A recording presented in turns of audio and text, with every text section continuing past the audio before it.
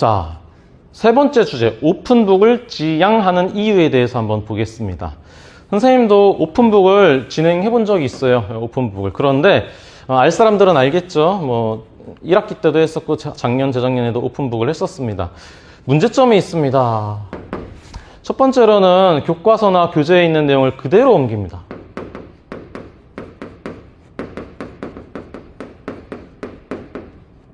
복붙. 본래적 취지와 안 맞죠. 그리고 또 한 가지. 이 교재와 교과서에다가 여러분들이 필기를 하죠. 그런데 미리 수행 과제에 대한 주제, 내용, 평가 기준을 제공했잖아요. 그러다 보니까 오픈북이라고 해놓고 교재 또는 뭐 EBS 수능 특강 있을 수 있죠. 거기다가 미리 완성된 형태의 답을 적어놓고 그거를 그대로 활동지에다 옮겨 적는 형태가 굉장히 많이 나타납니다. 사실상 수행평가의 취지와는 맞지 않죠. 이렇게 하는 것도 사실은 아까 말한 것처럼 수행평가에 대한 오해에서 비롯되는 것이고요. 전자기기도 마찬가지예요.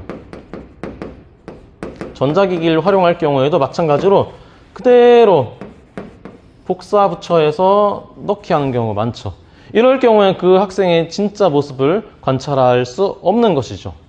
수행평가 취지와 맞지 않습니다.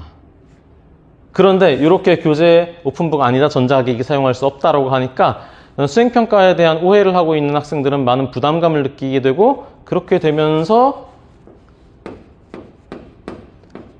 암기를 해버리는 거예요. 이거 잘못된 오해에서 비롯된 경우라고 하겠죠.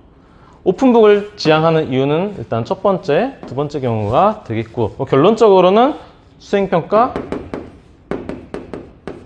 취지나 본질과 맞지 않다라는 것이죠. 자, 그 다음에 수행평가의 한 활동 요소, 영역 중에서 논술의 성격에 대해서 한번. 자, 논술이라는 것은요. 자, 논리적으로 서술을 하는 것을 논술이라고 이야기를 하죠. 방향성은 있습니다. 이 방향성이라는 것은 논술에 앞서서 주어져 있는 조건과 형식을 의미하죠. 그런데 이 조건과 형식을 지키는 한에서 다양한 정답이 나올 수 있어요. 서술이 나올 수 있다. 근데 이 다양한 서술이 이제 인정될 수 있는 다양한 서술이 등장할 수 있다는 거죠. 주어진 조건, 형식 또는 반드시 써야만 하는 내용 요소를 준수하는 한에서는 여러분들의 창의성, 논리성, 그리고 다차원적 사고,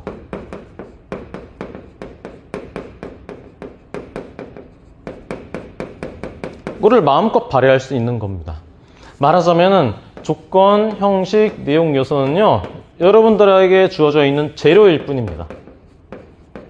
그리고요, 이 재료를 통해서 여러분들은 멋진 글을 만들어내는 것이죠. 요리를 만들어내는 것이죠.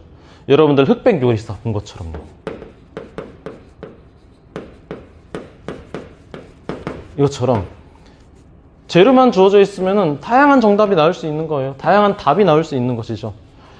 논리적인 내용 요소, 논리적인 흐름, 그리고 내용 요소, 오류가 없어야 됩니다. 이런 거는 그래도 지켜줘야겠죠. 예를 들어서 아주 좀 단순한 비유로 말하자면 결론에서 또는 본론에서 맛없다라고 했어요. 그런데 갑자기 결론에서 맛있다. 이건 논리적인 오류가 있죠. 그쵸? 앞과 뒤가 다르죠. 또는 이런 거, 딸기는 너무 매워. 내용 요소가 뭔가 어색한 부분들 있죠. 아무리 해도 이게 상식의 수준에서 말이 될 수 없는 부분들, 이런 것만 우리가 좀 배제할 수 있다면 대체로 어떠한 내용을 쓰더라도 인정받을 수 있는 부분들이 되겠습니다. 물론 대학 논술과는 좀 다른 성격이죠. 왜냐하면 우리 논술 특히 수행평가는 변별을 위한다기보다는 모든 학생들의 일정 수준 이상의 학업 성취도를 완수하기 위한 성격을 지니고 있기 때문이죠. 자, 논술의 수행의 의미를 보자면요. 이렇기 때문에 교과의 일정한 학업 성취 수준을 측정하는 성격도 지니고 있습니다. 자, 좀 적어 볼게요.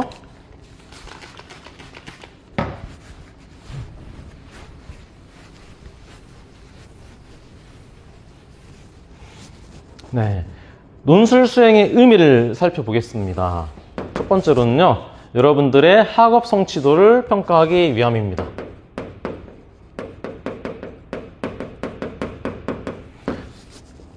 교과의 학업 성취도 어느 정도 수준에 이르렀는지. 그런데 이거를 그냥 표현하는 게 아니라 의사 표현 또는 정보 전달, 설득력 갖추는 가운데 나의 학업 성취도를 표현하는 것입니다. 두 번째로는요, 여러분들이 지니고 있는 창의력 또는 발산적 사고력 또는 논리적 사고력, 비판적 사고,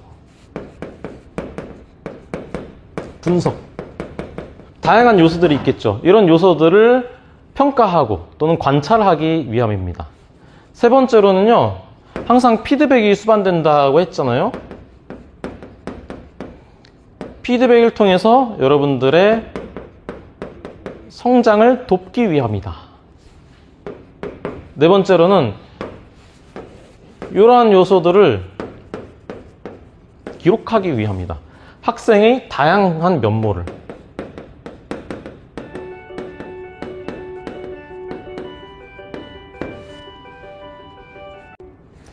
네.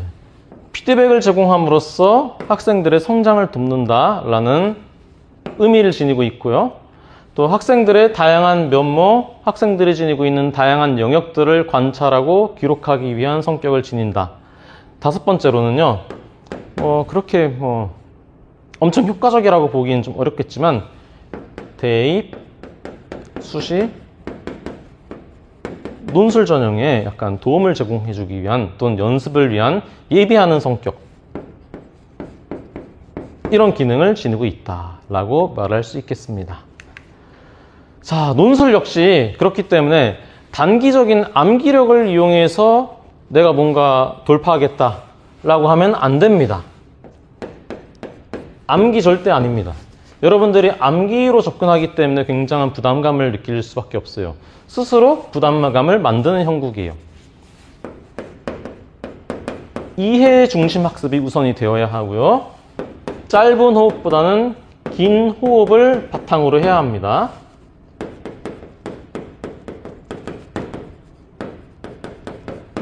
네. 짧은 호흡은 더 큰 부담감을 줄 수밖에 없어요. 예를 들면 벼락치기가 되겠죠. 자, 이렇게 해서 세 번째까지 해서 논술의 어떤 의미, 기능, 역할, 왜 우리가 논술을 좀 하는지에 대한 부분도 살펴봤고요. 자, 마지막 네 번째 주제에 대해서 한번 이야기해 보겠습니다. 여러분들이 평가를 대하는 태도에 대한 부분이에요. 평가를 대하는 태도. 가장 마지막이니까 가장 중요한 부분이라고 할 수 있겠죠.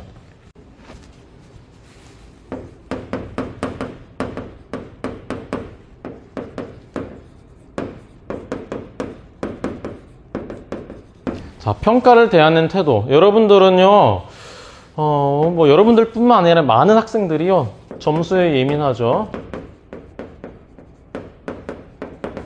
그래서 종종 부정행위나 또는 부정행위에 의심스러운 그런 행동이 발생하기도 합니다.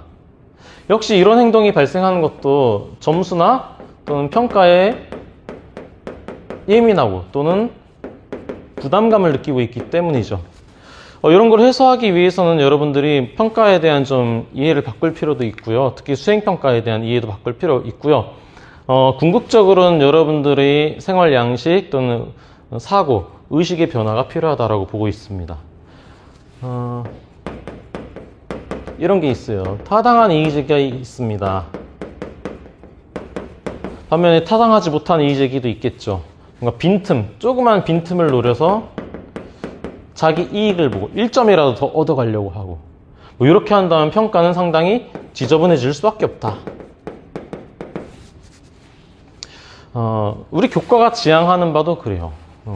이게 뭐 동양적 사고 개념을 좀 빌리자면 대인과 소인이 있습니다.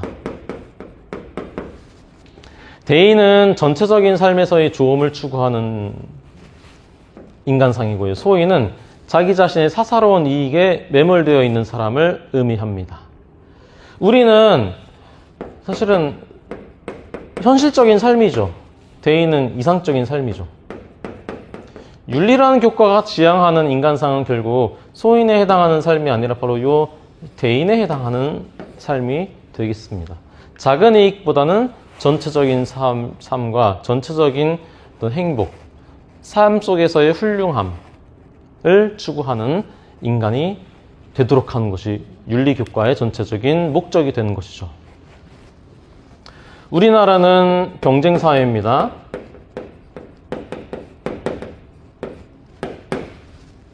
많은 선택교과들이 전부 상대평가이고요. 윤리과도 마찬가지라고 할 수 있습니다. 그러나 우리 특히 윤리 수업을 수강하는 학생이라면 적어도 결정적인 딜레마 상황, 자기 이익이 결부되어 있다, 또는 나의 이상적인 삶이 결부되어 있다, 또는 더 나은 세상, 그러니까 현실과 또는 이상이 부딪히는 상황에서 이런 극단적인 상황이나 또는 결정적인 상황에서 우리는 현실보다는 더 이상적인 방향을 추구하는 것, 그것이 바로 우리 윤리교과 또는 윤리를 수강하는 학생들이 지향하는 지점이 되어야겠습니다. 그렇게 대한다면은 여기 경쟁사회라고 되어 있죠. 경쟁사회에 순응하고 이에 동조하기보다는 우리 태도를 바꿀 수 있겠죠. 현실에 매몰리지 않는 삶을 살기 위해 노력해야겠죠. 다른 사람과 비교하지 마십시오.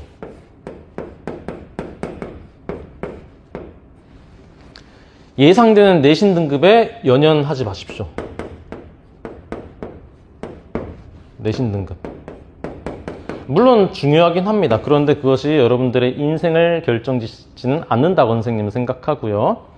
항상 다른 사람이 아닌 자기 자신을 바라보며 주어진 환경과 조건 속에서 최선을 다한다면 그것 자체로도 우리는 충분히 아름답다라고 말할 수 있을 것입니다.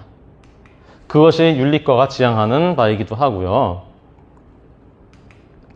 자, 이상 여기까지 해서 선생님이 평가를 대하는 태도, 그리고 논술의 성격, 오픈북을 지향하는 이유, 수행평가의 취지, 의미 또는 성격 등을 살펴봤습니다. 이 영상을 통해서 여러분들이 조금 앞으로의 학교 생활을 하는데, 그리고 앞으로 나아가서 삶을 살아가는 데 있어서 조금의 어떤 문제 해결의 실마리를 얻었으면 좋겠습니다. 이번 영상은 여기서 마치고 다음번에는 또 다른 영상으로 다른 주제로 한번 만나보겠습니다. 감사합니다.